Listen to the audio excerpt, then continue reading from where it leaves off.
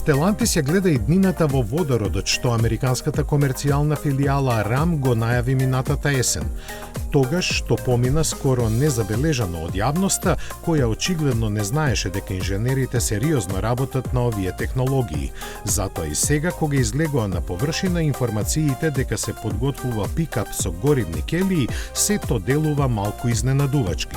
Според нив, во план е да се понуди најголемиот во гамата, моделот со ознаката 5500, кој се испорачува само како шасија со кабина.